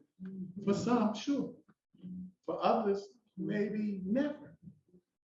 So if it's oppressive to talk about some things historically accurate, then it's liberatory to others. So let's get to it. Is it true or not? Does anybody believe that this part of this quote from Painter is correct, that it was widely heard as white? Yep. Yes, Yeah. yes. What did And that even do if to it that wasn't population? literally heard as white, if you dug down to the images people had in their brains or the feelings they had, and it came out as words. Okay. What does that mean? White, great, again. Well, I think what it's saying is, Okay. all this stuff that's happened in the last let's say 30 years, where there's been more and more acceptance of people who are different from white is really, really bad. We Okay. have to go back to this really white country again. Okay. So can we look at a couple seminal events? 2008, the election of who was a seminal event. 2016, the election of who was a seminal event. So after 8 years of a black president, then the retort immediately was make America great again. When I think about that, there's always what we call white massive resistance, and that's a response. So you think about emancipation, 1865. What happens in 1866? The creation of the Ku Klux Klan. Ku means small, Klux means circle, Klan means your family. Small circle of your family, 1866. Mr. Lester, Mr. Crow, Mr. Jones, Mr. Kennedy, Mr. Reed, and Mr. McCord, the 6 original founding members. How about the Kennedy's kid's name was John? So, no, his name was one of the original founding members. His last name was Kennedy. His first name was John. And if all of us who are really sticklers about all of this, it's very true that Lincoln's secretary was named Kennedy and Kennedy's secretary was named Lincoln. It's absolutely true. So when we think about this, make America great again, imagine how that inspired some folks. Imagine the Laramie community. Imagine the state of Wyoming. Imagine enclaves across this country. Imagine the rock thrown in the window. Imagine the rock that was thrown through your window. Imagine what was happening with the Supreme Court of the United States 3 or 4 weeks ago. Imagine what's going on in Texas. Imagine what's going on in these school board meetings. It's becoming one of the most dangerous places to be, right? So to understand that, was Colin Kaepernick being disrespectful? No. But trying to explain that to somebody who thought he was being it's like talking to a wall. Try to I want to explain. go back to that. You're right, Miss Mary. Okay. Miss Mary, do you understand those folks who you consider to be the wall that they're talking to? Do you know those folks? I know. So what do you think about that? Because that's the core of what I'm trying to get to. All the slides can be put to the side if we can have a conversation about your understanding about why people with their learned behaviors respond to certain things that I cannot say. I can speak from the oppressed population. And many folks will say, you're not oppressed. Yeah. You know, you're middle class. Okay. You're educated. You're not Yeah, I'm oppressed. formally educated, isn't that Yeah. something? I think my formal education has indeed oppressed me. Indeed. So Miss Mary, going back to that, you know folks who may feel that way, correct? Yes. What kind of training and what is it that makes them feel that way?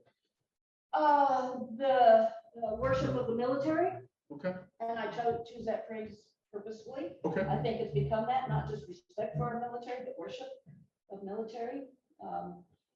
That worship of the flag, not just respect for the flag. okay. The Worship is very dangerous, you're right. yeah. It's very dangerous.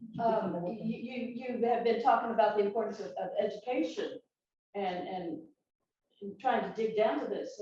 I'm always trying to find a way to educate somebody from that point of view, that when he took a knee, when Kaepernick took a knee, did I say his name correctly? Kaepernick? Kaepernick, when he took a Isn't that knee, funny that you would he give was a not- person a name like that, that looks like that, and they say Kaepernick? That's as funny as you calling me Dixon, which is Scottish. yeah, that's true. It's absurd.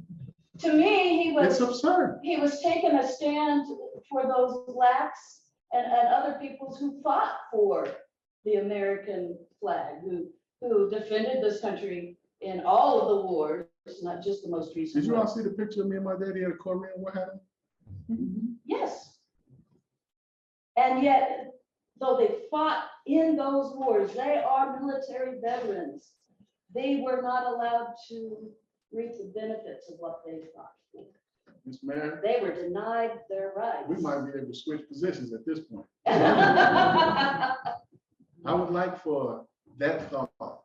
And let's think about imperialist capitalism again. What did it do to capitalism? Oh. We've seen it on Yeah. many occasions where folks, the rug was pulled from them. Mhm. Muhammad Ali, Mhm. and how many others? But the idea of even saying, now what does it mean to bow on one knee? Ah, You to could, give allegiance to something else. you could get married, young man, and jump on one knee, right? That would be traditional. People bow to do what else, Reverend Roger? Pray. Pray. Worship. If you're in a fight in a ring and you bow down on one knee, that means it's over. Submit. So in actuality, this sign in itself is a sign of respect and submission.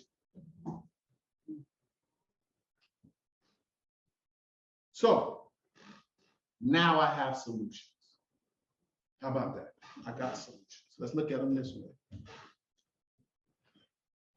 Please write this down. It's Ibram Kendi's How to Be an Anti-Racist. I know some of you have heard of that. It was a top 10, might even been #1 book seller. And what does he say? To be anti-racist, one who supports an anti-racist policy through their actions of expressing an anti-racist policy. Fell victim to and played a part of blaming blacks and not the racist policy. He said that's what he did himself. Ibram Kendi is now out of Boston University, and he runs a anti-racist center. Very bright young man. How to be an anti-racist. Bodily anti-racist, one who's humanizing, de-racializing, individualizing, nonviolent and violent behavior. A cultural anti-racist, one who's rejecting cultural standards, equalizing cultural differences. One who is a behavioral anti-racist, one who's making racial group behavior fictional and individual behavior real. What do we mean by that? Group behavior fiction, individual behavior real. Anybody agree with that? What happens when we begin to say the good old boys? First thing come to your mind. Overweight, white, older man. That was very direct. And she said, Forgive me for those who might put that in this room. stereotypes. It creates stereotypes. Yes, Individual behavior does not. yes. Individual behavior means, yeah, you just shady. You just shake. Shady. Oh. Or as some other folks would say, and I'm well aware of that, sketchy. So you got to understand the difference between vernacular. If you say sketchy in the Black community, they might think you're an artist. You might draw real well. Yeah. But if Yeah. you say shady in the Black community, everybody understands what that means. It means like questionable. No, it's worse than that. Oh, Yeah. Shady means, yeah, That means you. criminal. criminal. Criminal. So, an anti-racist colorism, a powerful collection of anti-racist policies that lead to equality between people, dark and light, by anti-racist ideas about the stereotypes of being dark and light. So thinking of that, we think about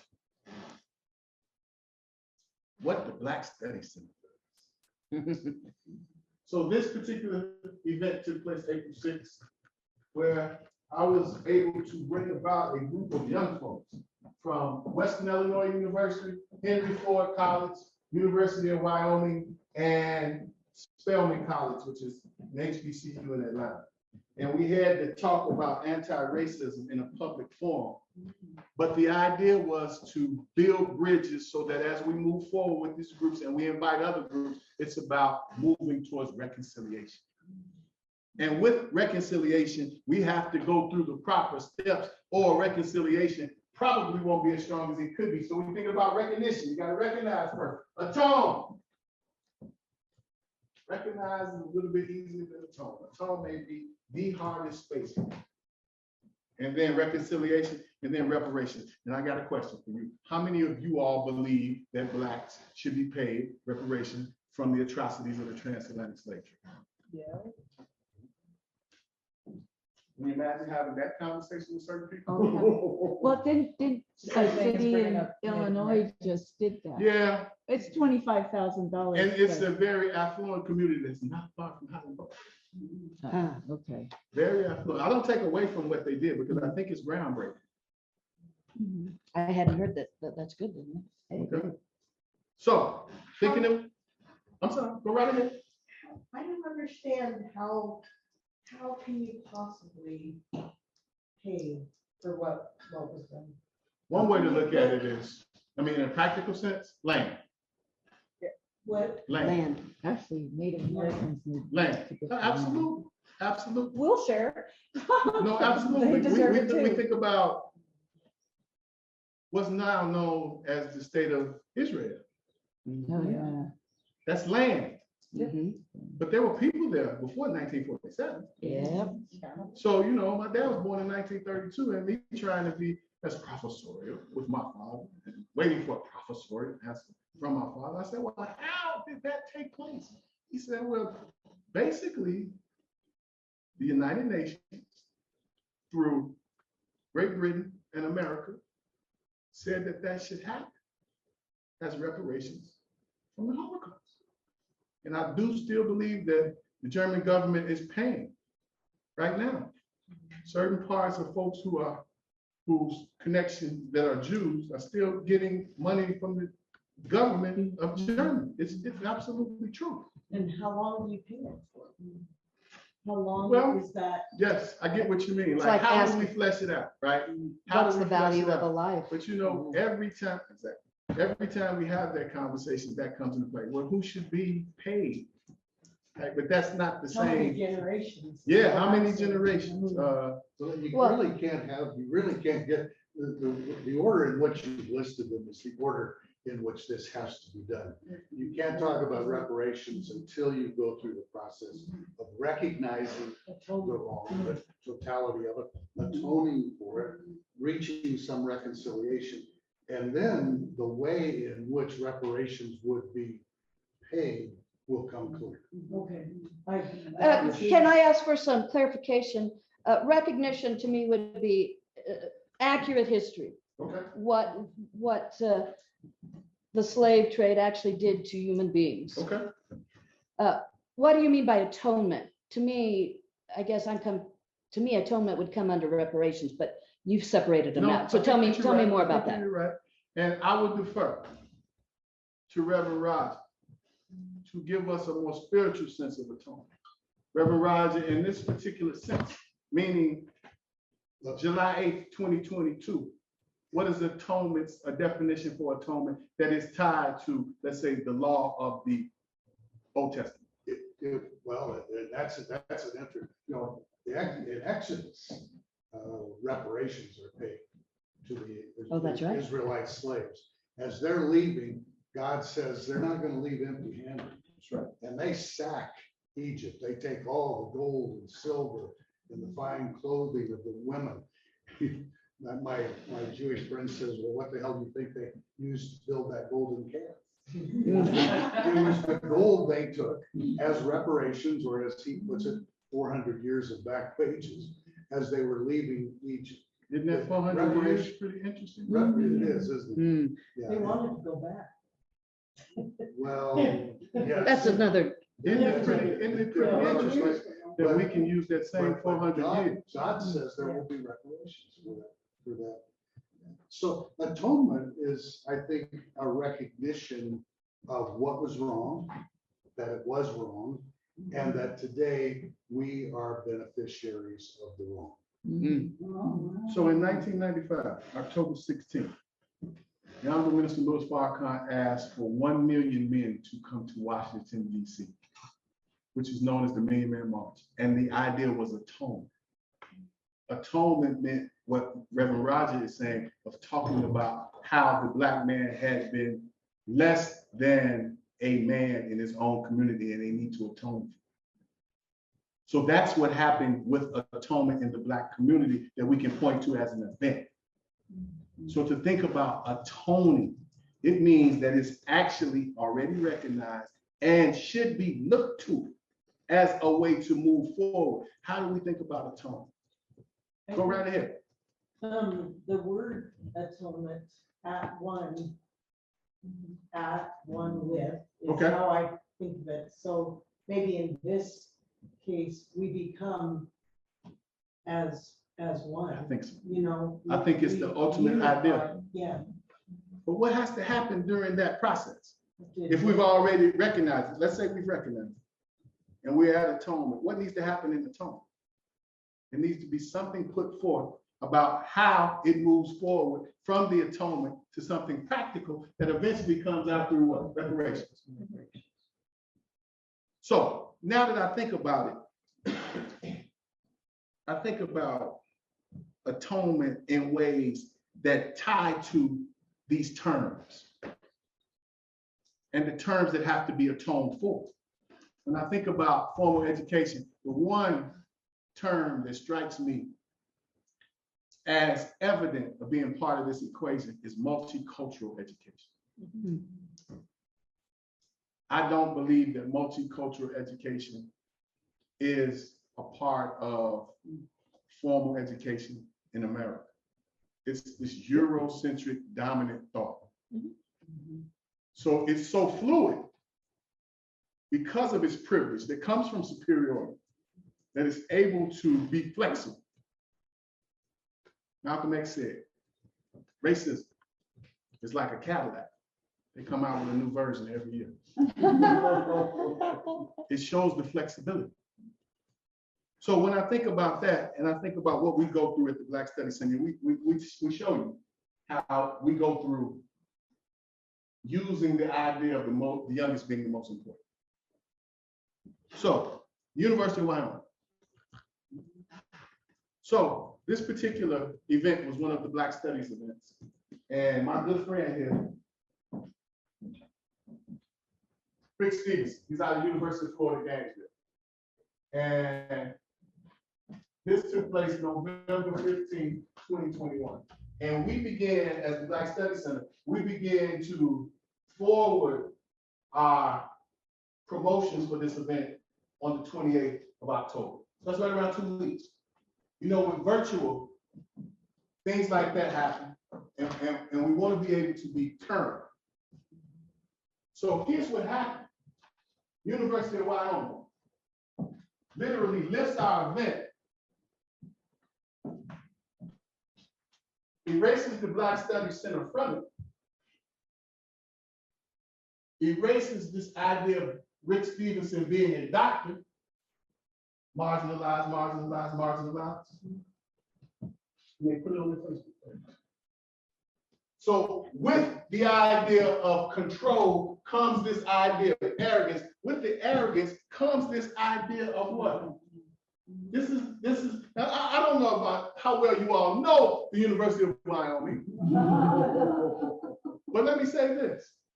I'm not sure if any of us would believe that University of Wyoming would come up with a event such as this. What if you know the Black Study Center? You know we do it consistently. So what came of this was a slide that I used after it happened to confront what happened. So publicly admonishing does not have anything to do with the arrogance that goes along with this power. So all of a sudden I get a call from someone, yeah, well, we didn't mean to, we were quite confused on how and who created the event. No, you were not. It was right there. You were not confused. But somewhere along the line, they thought they could benefit from it and then erase the idea. Now I live and persist in a space that is highly critical about plagiarism. if I plagiarize somebody's stuff as much as this, I'd be called out for it. But if there was a written word, I could be up to fired. Right? Because that's what I work in. So this is what takes place when the Black Study Center becomes profitable for the institution. And this, I say this to you so that you can understand it in real time. February 15th, 2020, we had a conversation about the death of Black Wall Street, and we were Zoom on. Does anybody remember that? We were Zoom on. No, I did not know that. So this idea is, as Malcolm is saying, is so flexible that when it's appropriate or even deemed appropriate, and the power says this is how it'll go. All right. So I don't know if any of you all ever saw this, but that's me in the newspaper on the front page. And it says, "Speak No Evil." "Speak No Evil" was a 4-part, groundbreaking, as I've been told, critical conversation series that was hosted by the Black Study Center, where I had a 4-week critical conversation with white men about white privilege. Can you imagine me pulling that off? Can you imagine that at the University of Wyoming? So when it was written about across the country, it was looked to from the very beginning as not really knowing how to be taken. But think about this, when we have focus groups, we have women focus groups, don't we? We have focus groups through what we call constructed ethnicity. So you'll have a Latino, Latinx focus group that focuses on their thoughts. Have women's groups that focus on their thoughts, and then we can parcel it out to say women in the Midwest. We can parcel it out to say women in politics. We can parcel it out to say women that are incarcerated. But you know what hasn't happened? Haven't had a conversation with white men about white privilege in a public forum. So many places across the country contacted me about this. So what came of this was that the president, at the last minute, President decided, I don't know if you guys know, but he and I have a pass from another institution. He called on the Friday, we had tried to get him. He called on the Friday before because this ran in the paper. He was like, "Oh, is it okay if I come on Friday?" I mean, the honest politician, right? In the 4-week series, he came 2 weeks. Here's him being very engaged. Week 4.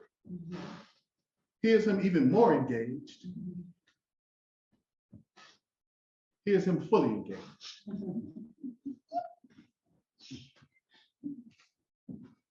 The most poignant conversation that we could ever have on a college campus that was publicized and got this national recognition. So I say that to say, John Henry Clark says, racists will always call you a racist when you identify as a racist. To love yourself now is a form of racism. We are the only people who are criticized for loving ourselves.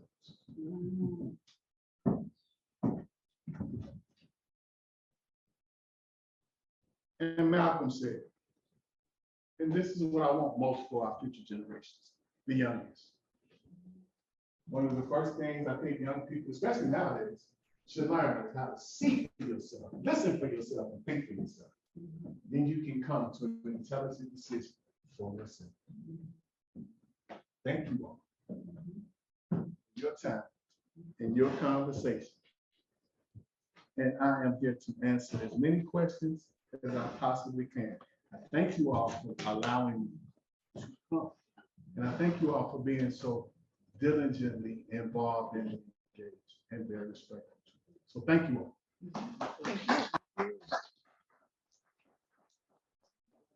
One thing that I want to toss out, this group, one of the purposes of this group is to prepare them to go back into their community, particularly the faith communities. Yes, sir. And be able to engage in difficult conversations in a productive way. One of the things that they will run into, I run into, is this question of critical race theory. And how it's defined and by the politicians. And I know that other faith people in other faith communities run into that. Okay. So when these folks go home and somebody has some criticism of critical race theory that they've heard from the media, okay, what's the answer? What do you have a way in which they can define critical race theory in order to have that conversation back home? Let me say this, absolutely. As I referred to Reverend Roger for his expertise, I want you guys to give me a second and I'll give you a couple things. And then I'll give you something even more valuable than that about critical race theory. Critical race theory, one thing you got to understand, that it was created by Derek Bell and a group of elite lawyers out of Harvard University. So, but you got to understand what Derek Bell says is more, critical race theory is more than just a race component. It's a class component. It's an idea of ideology component. It's this idea of superiority component. So he injects, now this is in the late 70s. So he begins to inject this wider view of what critical race theory is. So what you see now is people arguing over what critical race theory is not. So the one term that you should take away from this is interest convergence, right? Term interest convergence said in a paraphrasing way that when it comes to transitions of resources and power, the mainstream or those who are from the ruling regime will only change when their interest is at first a part of the equation. So interest convergence, compound term. The interest converges with their ability to make profit. Now, if you guys just give me 1 second, I have a person who I will share with you who will give a much more coherent idea about this. Just give me 1 second, please. And I think this will be very valuable. So thank you, Reverend Roger.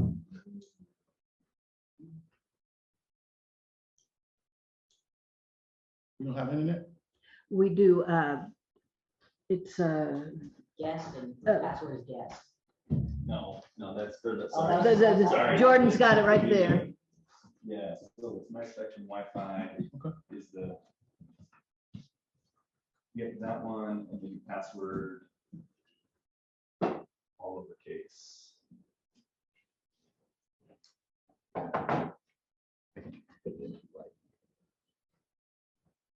Show what's on, make sure I'm spelling it right now.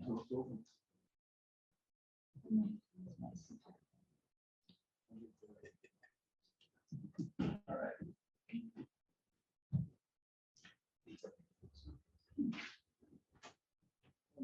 Is that the right Wi-Fi? Because I also have Spectrum. Oh, yeah, that maybe yes. Okay, now it's showing a bunch. Wi-Fi, this should be it. We'll see. While he's looking that up, Yes. and you may be getting to this point, but other books or articles or videos that would help us further our training in Absolutely. having these powerful, brave conversations. Absolutely. I think the best thing that I could do, and I would, if I would have known, I would have added to you already, is create your list. Is what? Create your list, book list with Yeah. videos. If I had known, I would have already sent Yeah. it, but I'll do it very quickly. Yeah, and if you could send that to me, then I can pass it on to everybody else. Pretty sure it's the right one, because I think I have 5G and 2G. I think, so this is my spec, that should be it, because that's my spectrum, my spec 4. That should be it. There it is. There it is. Sorry about that.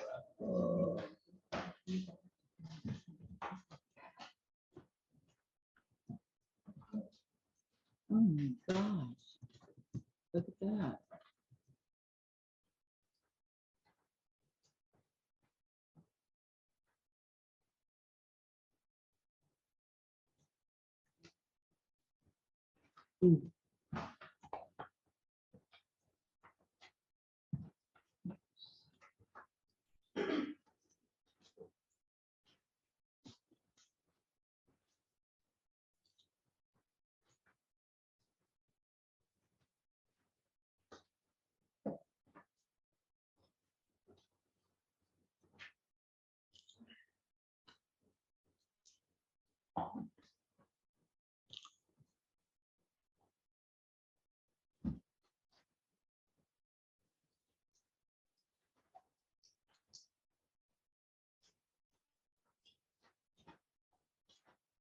Can't get everybody to sneak up from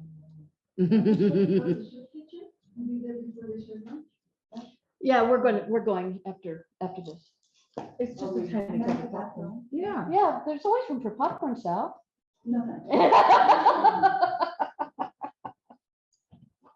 How late are we gonna be to the soup kitchen? Planning on being back here in time for, No, I mean, it's 11 now. is it? Yes. Okay.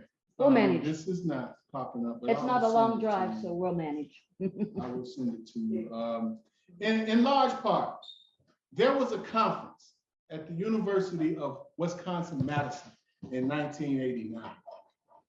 And what came from that conference was this review of Derek Bell's definition and outlining of critical race theory. And out of that, we get interest convergence. So it becomes this term that becomes part of critical race theory. Now, going back to say what Derek Bell said, it's more than just a racial analysis. It's a class analysis. It's a microcosm of a racial analysis. It's a microcosm of the idea of continuing superiority analysis and those things that allow for superiority to continue generationally. So by 1989, it becomes a conference where folks are studying. So now today, when you see this pushback of what Derek Bell is saying and what has become interest conversion, then how you can look at critical race theory being responded to now is going on in Texas K through 12 schools. And one of the things they've come up with is to replace the idea of the word slavery with involuntary relocation. So it's a rewriting of history by saying you can't teach slavery. So one of the things that becomes very interesting in teaching these subjects is that I was at a conference about February, late February. And it's the African American Intellectual Historical Society Conference, which is a group of young scholars who were once a part of a larger organization that were about to perform a coup and take this organization over, which is well needed if you guys can understand intergenerational discontinuity, what goes on between the generations. It was needed. Yeah. What came out of it is they were then looked to and, for lack of a better term, bought off by a group of conservatives. So in that, what came of that was we had a conversation that came from a group of presentations about critical race theory and what's taught into the classes.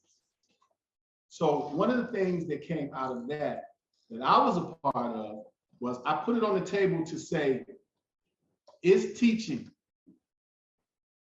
when we teach the civil rights movement, is teaching the fundamentals of segregation divisive? I can break that down more, and I will, but I'll ask you all that question. Is teaching the fundamentals of this particular thought, is it divisive? Go right ahead. It's only divisive to those people who think that it was not an important feature of American society. Okay. It depends on your level of acceptance. Okay. Okay. So I went further to use the laws of Jim Crow to say, is it divisive to teach the importance of, is it important to teach Jim Crow laws to make them more, and let's say separate them for a larger connection to reality? So can someone give me one of the written or unwritten laws of Jim Crow? A Say again? white nurse will not take care of a black man. Okay, absolutely. I'm sorry, what'd you say? Separate but equal. Separate but equal overarching law of the land. Has anybody ever heard of reckless eyeballing? Is that you can't look at a white woman? Not in the face. Oh. Reckless eyeballing means that if I make eye contact with a white man or white woman, I'm supposed to look away. How about the importance of traveling and walking on the sidewalk? Does anybody know what was The black person had to get off the sidewalk. even if it was raining and there was a puddle? Yes. How about the power of using the front door? Oh, Oh, you went to the back door. yeah. So this was my angle with this group of young, what eventually became a conservative group of scholars. Now, these are folks who came in after me, so I know them all. And I know what they were asking of me years ago versus what they are now. Hmm. So to understand critical race theory is to understand a more deeper and individualistic analysis of many things. One of them would have to be this particular perception of what critical race theory is, not what you're being fed that it is. We're being fed that it's divisive because it uses the truth. They also say that it makes people feel uncomfortable. It should. Yeah. So that's true as well. But they have no problem teaching people about Nazis. Not hard. I mean, maybe. I didn't learn a lot. Well, yeah, well, there's a lot of people that say that the Holocaust wasn't real. So, Oh, yeah. Well, I And think people also say that. with the Native power of Americans are certain populations, the way that that story is told is much different, and it differs from the power structure. We talked about Israel being a space where we saw land used as reparations. So that's much different than any other reparations that we know, particularly when we think about the reparations of generational wealth. So I do know that I had uncles that fought in World War II. And I do know that they were marginalized, which is a really kind way of saying it, but they weren't able to cash in on the GI bill that allowed for veterans to become homeowners from being renters. That's generational wealth. So for us to be able to think about critical race theory, one thing I think is important that you all should get your hands on, it's called the Double V campaign. That comes from World War II. The Double V campaign. Double V campaign means victory abroad and then over fascism, and victory at home over Jim Crow. And there was a 26-year-old cafeteria worker who wrote this scathing critique.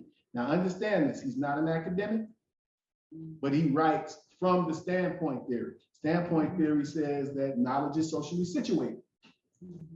It also says that the most marginalized voices need to be heard. So when he injects this as a non-academic after World War II, it gives this different vein of reason. It speaks from the heart of those who fought in World War II. And you know what was the response of the called white massive resistance? When those soldiers returned from World War II, the black soldiers, there was this movement inside of the lynching movement that began to see black soldiers lynched in their uniform. Oh. So that's a movement inside of a movement. Now, the largest social movement in America is the transatlantic slave trade.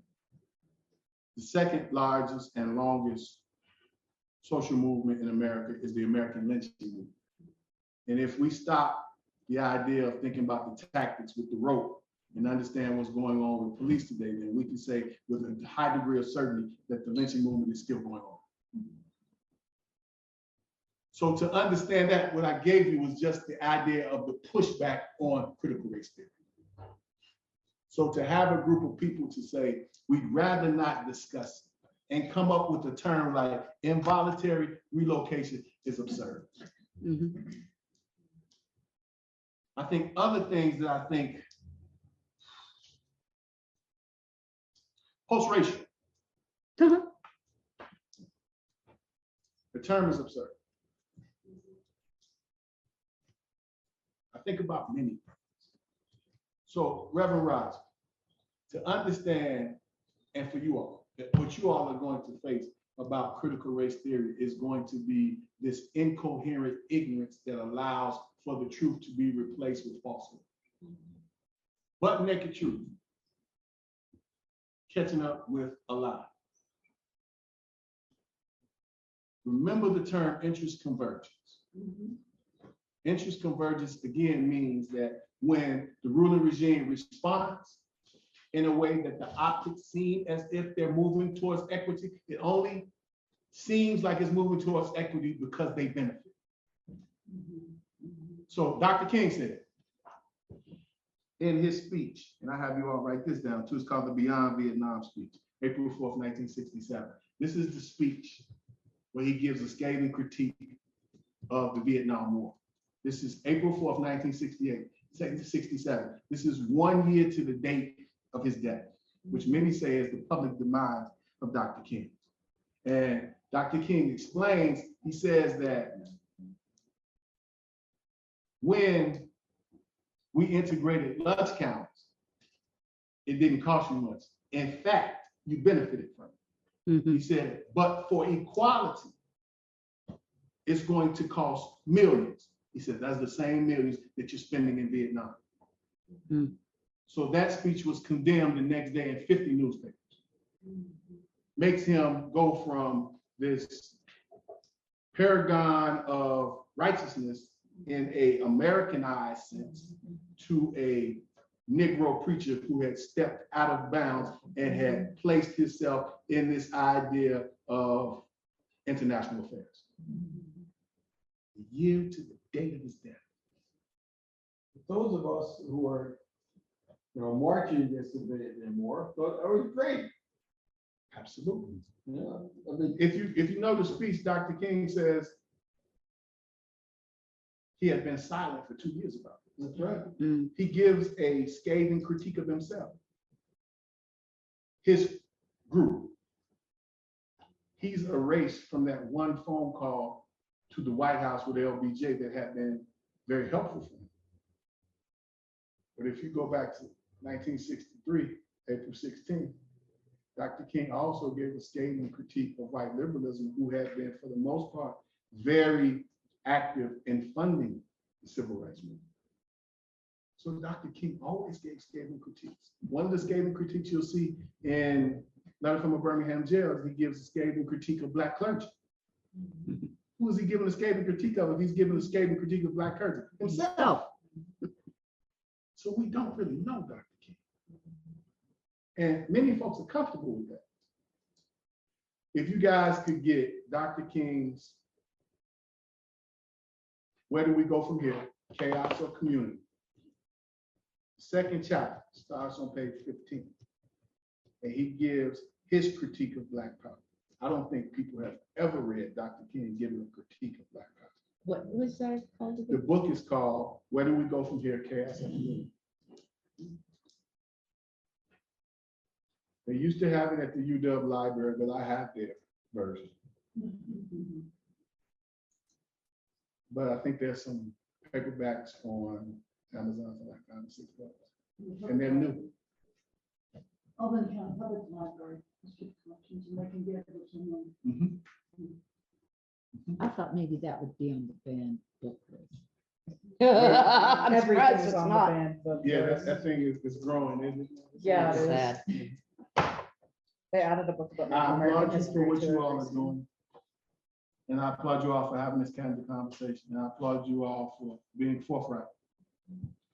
I'm not sure how and when you will see any kind of what we call verifiable, quantifiable way of looking at your work, but it's much needed.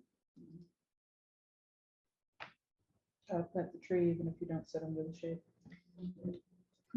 Dr. Dixon, thank you for joining us today.